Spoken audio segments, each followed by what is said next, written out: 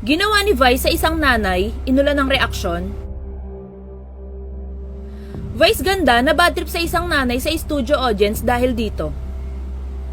Pinag-usapan sa vlog ng talent manager na si OG Diaz ang ginawa ng It's Showtime host na si Vice ganda sa isang nanay na kabilang sa studio audience ng naturang programa.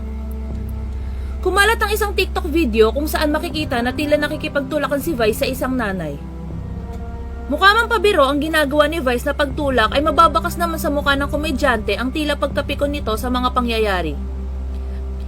Makikita sa video na gano'n ang naging reaksyon ni Vice sa matanda dahil ilang beses rin itong tinulak ang kanyang sariling anak sa host upang makapagpa-picture kahit umiiyak na ang bata.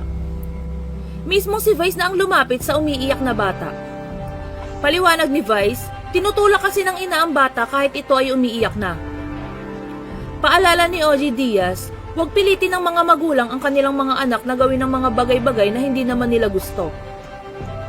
Dagdag pa nito, mga magulang ang dapat na nag-aalaga sa mental health ng mga anak.